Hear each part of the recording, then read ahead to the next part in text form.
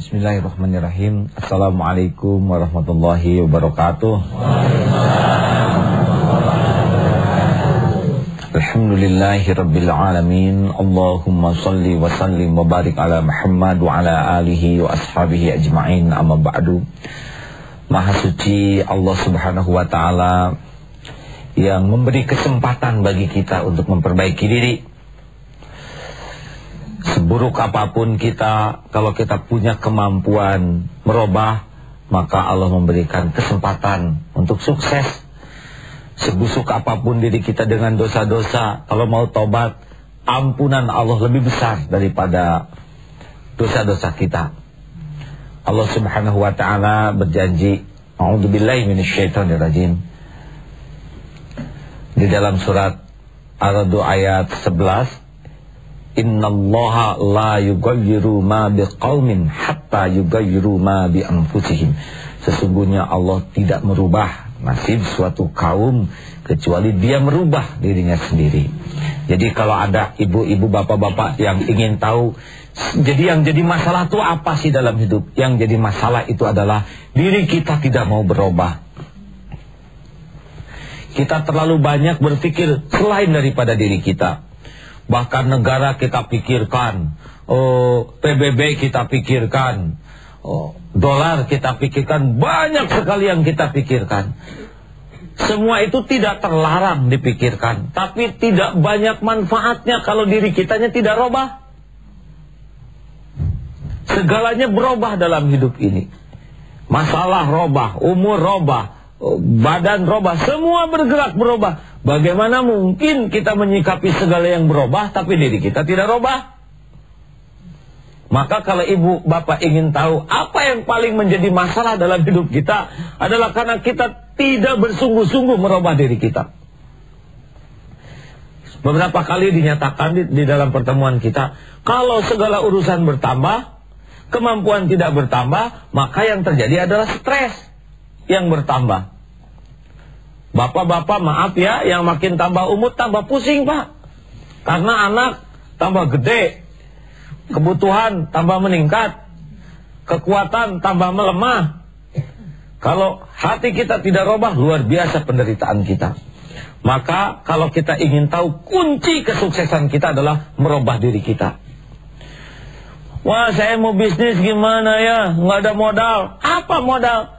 Modal itu gampang. Lihat kitanya robah nggak menjadi orang yang dipercaya.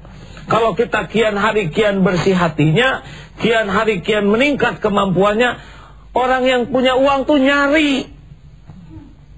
Mana sih orang yang paling jujur, paling bersih dan paling profesional? Nyari. Bank-bank tuh nyari. Tapi sayang kita hanya baru bisa menyalahkan. Ya, wah habis sekarang susah cari kerjaan. Kata yang nyari kerjaan, susah cari kerjaan. Tapi kata perusahaan, sekarang susah cari karyawan. Jadi pada kemana? Yang banyak dosa, saya sih banyak dosa, itu tidak selesai. Tinggal tobat, robah berbuat kebaikan, insya Allah. Apalagi ada janji dari Allah, walladzina jahadu fina lanahdiyannahum subulana. Dan orang yang bersungguh-sungguh kepada Allah, maka Allah lebih bersungguh-sungguh lagi untuk menunjukkan jalannya. Kita tuh nggak ngerti nih hidup ini, banyak yang tidak kita mengerti. Tidak kita mengerti.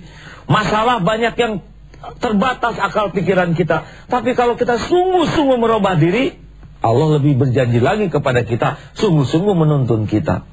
Maka cobalah kesungguhan merubah diri, ini merupakan kunci sukses. Saya ingin merubah anak-anak saya. Kalau ingin merubah anak, jawabannya robah diri kita. Saya ingin merubah kantor. Ingin merubah karyawan, robah diri kita. Kalian ini harus berubah, tapi bos tidak robah, lewat.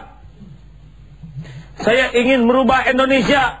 Nggak ada perubahan di Indonesia, kita yang robah ya. Tapi saya ingin menuntut agar menteri, kabinet, orang-orang kecil kayak kita banyak tuntutan, pusing. Lebih baik tuntut diri sendiri dulu. Kalau kita sudah semakin baik keadaan apapun bangsa kita, insya Allah kita nggak rugi. Karena kita bisa menyikapi dengan benar. Wah, kasihannya orang Palestina. Kasihan kita. Orang Palestina kalau niatnya benar terbunuh juga jadi syuhada. Yang kasihan tuh yang niatnya nggak benar, caranya tidak benar, yaitu kita, ya. Jangan nyalahin orang lain.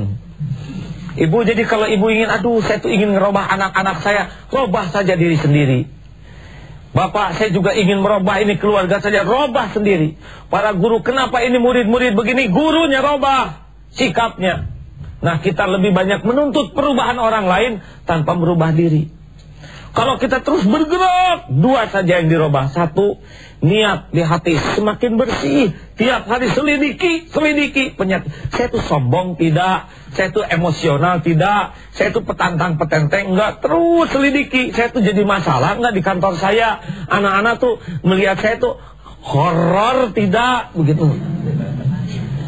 Tanya, itu terus tiap hari robah, temukan kekurangan diri, perbaiki diri. Dan yang kedua, tiap hari berubah, cari ilmu, cari wawasan baru, cari pengetahuan baru, terus kombinasi ke dalam makin bersih, kemampuan makin bagus. Sudahlah, nggak usah takut. Yang namanya dunia ini nggak akan ketuker. Mau kemana lagi?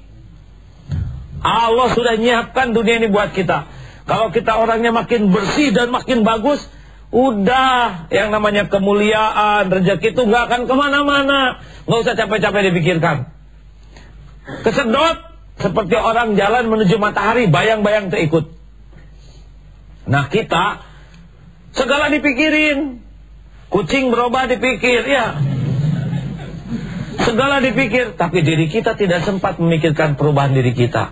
Masa ada nenek dengan cucu seperti kembar? Cucu mudah tersinggung, nenek mudah tersinggung. Cucu emosional, abah emosional. Kalau nggak ada perubahan, gagal jadi tua, umur menua. Nggak bisa. Kita makin hari harus makin matang, makin bijak, makin arif. Jadi nanti ketika kita meninggalkan, warisan terbesar kita itu adalah pribadi kita. Dah harta mah begitu-begitu aja, dari dulu juga digilir, ditukar-tukar, ya. Betul kan? Kita kan lagi nebeng, dah cuman segitu. Apa warisan? Dikenal, wah ini warisannya sebagai koruptor, kan nggak enak, aib buat kita, ya. Ini warisannya pezina, na'udzubillah. Ini warisannya adalah orang serakah. Sebaik-baik warisan kita adalah kemuliaan akhlak kita. Kalau dunia digilir, bapak sekarang punya harta banyak, jangan dibawa kemana-mana, hanya bagian nungguin aja. Buka garasi, dihitung mobil, 2, 3, asik, kumplit, ceklek, udah nggak bisa. Lihat motor, dia nggak bisa naik motor karena masuk angin. Ibu-ibu punya perhiasan, intan, tutup, dah takut digarong, ya. Terus apa-apaan, hanya bagian penunggu, mati, anak nanti yang ngitung, ya. Warisan kita itu adalah kemuliaan di diri kita ini. Makanya maaf saja, kalau kita ingin meraih dunia ini, maka robahlah diri kita. Tiada berganti hari kecuali bertambah ilmu. Tiada berganti hari kecuali nambah wawasan. Tiada ganti hari kecuali melatih diri. Udah, lakukan saja. Lihat, ada syairnya. Bila selangkah ku rapat padamu, 1000 langkah kau rapat padaku. Tuh begitu. Asal bukan penyanyi. Baik, jelaskan seperti itu, Bu, Pak. Jadi kalau bercermin tuh, ya, jangan cuma begitu. Kan pernah ada itu wanita muda bercermin, manis dia gitu, ya. Begitulah, saya nggak tahu gimana wanita bercermin. Tiba-tiba ada nenek-nenek lewat, nenek-nenek ini gitu banget ya, keriput wajahnya. Dia ngomong begitu, kata temannya, kamu jangan menghina begitu. Habis lihat keriput, jelek banget ya. Jangan begitu. Dia tuh tahu nggak, beliau itu dulunya adalah primadona di kampung kita. Kulitku, begitu katanya. Dia harus sadar suatu saat berubah kulitnya, ya nggak? Kalau semua berubah menjadi menua dan pribadinya menjadi menjelek, maka dia nggak punya apa-apa. Kita ini akan suatu saat berakhir nih. Tapi pribadi kita lah warisannya. Begitu. Jelas kira-kira ini Ibu Bapak? Bagaimana jikalau kita ada di lingkungan yang menghambat? Sebetulnya kita harus buat petanya. Apakah hambatannya ini benar-benar merusak kemampuan kita untuk berkembang, atau hambatannya ini merupakan tantangan kita untuk berkembang? Karena ada kalanya baru juga ada kesulitan, kita udah mogok. Padahal kesulitan ini seperti soal ujian. Dikasih soal ujian justru untuk meningkatkan kemampuan. Ya. Kalau toh objektif dengan adanya di lingkungan itu kita jadi rusak, hijrah jawabannya. Tapi kalau belum rusak, kita cari lingkungan alternatif di majelis taklim, di mana yang membuat kita meningkat kemampuannya. Kembali ke lingkungan ini kita sebagai ragi yang mewarnai lingkungan. Itu lebih positif daripada kita hijrah padahal kita yang tanggung jawab. Misalkan di keluarga bapak belum sholat, ibu belum sholat, adik belum sholat, dan kita aja baru yang sholat. Kita lagi sholat diketawain, sujud, wah nggak enak. Atau lagi sholat kucing ke punggung kita misalkan, diganggu aja. Jangan kecil hati, ya Allah, Engkau lah yang menakdirkan saya bisa sholat di rumah ini. Akan saya buktikan dengan akhlak yang baik, prestasi yang gemilang di kampus ya.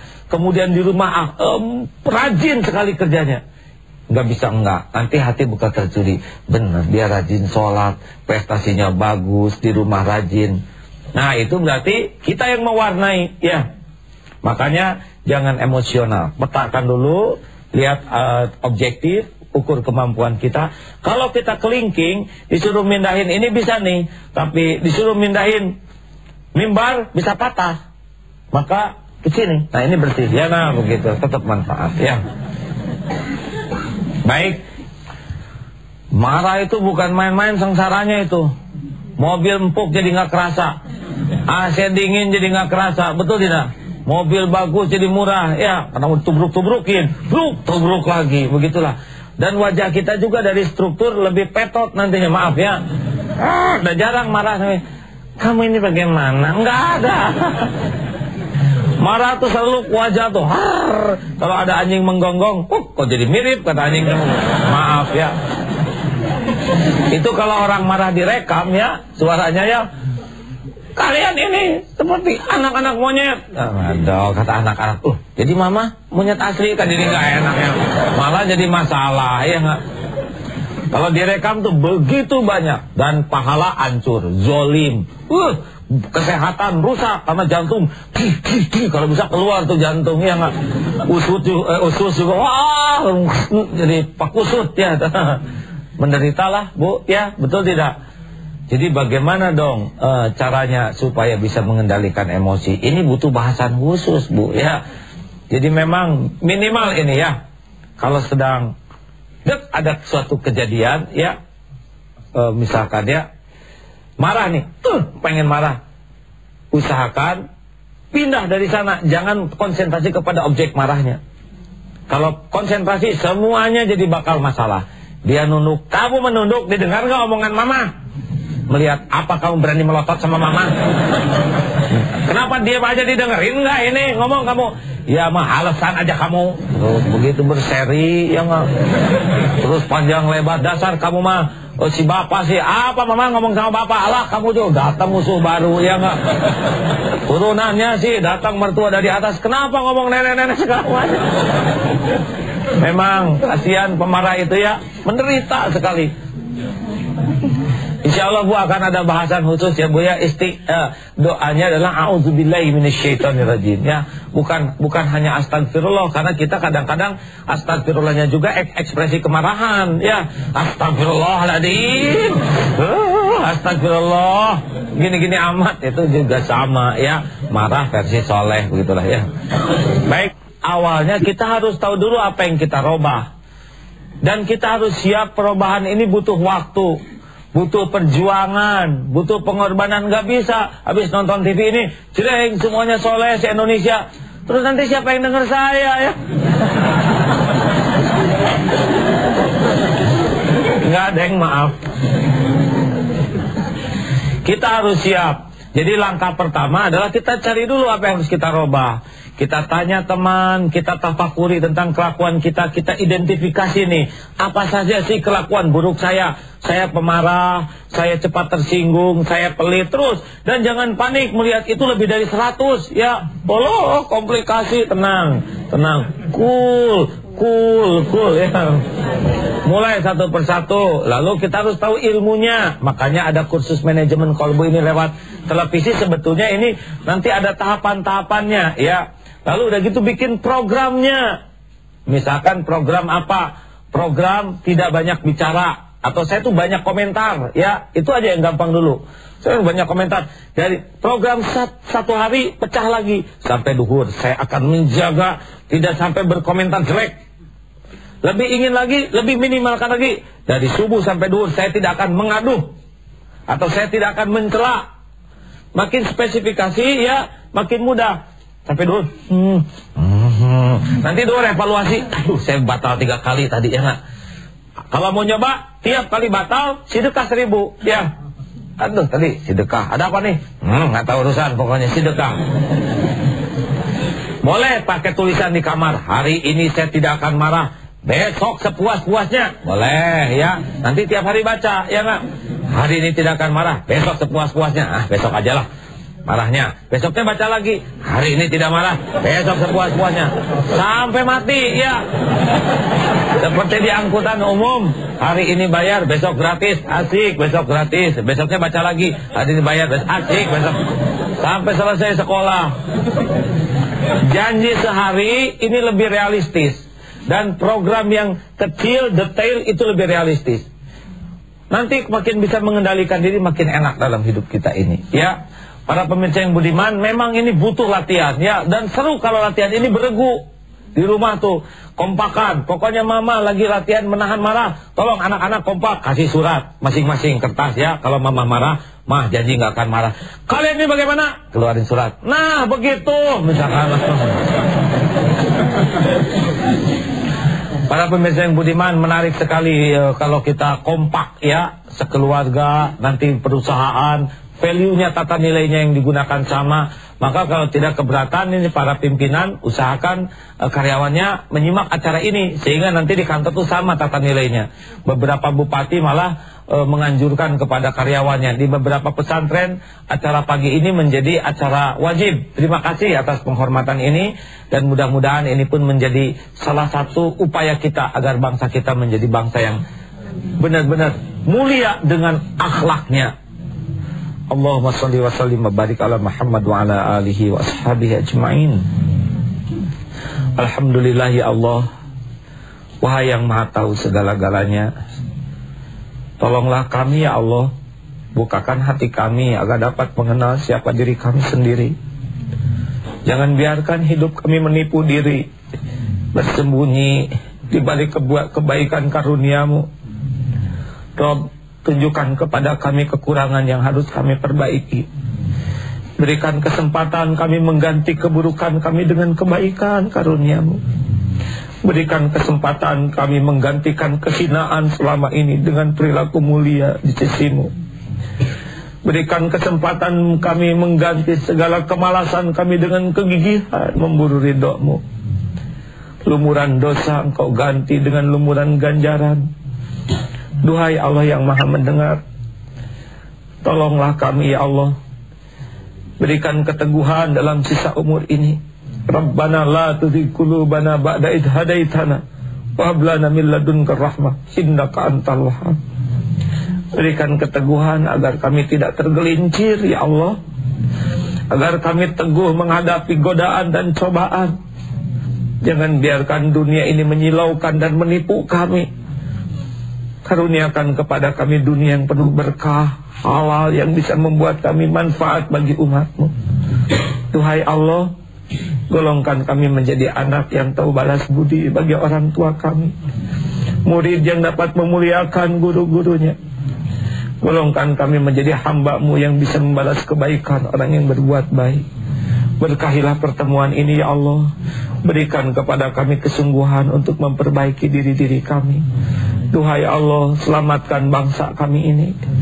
Karuniakan kepada kami para pemimpin yang bisa memperbaiki dirinya, yang bisa menjadi suri toladan bagi kami, yang penuh dengan kasih sayang dan kecintaan kepada umatmu ini. Rabbana atina fid dunya hasanah wa fil akhirati hasanah wa qina adzabannar. Alhamdulillah.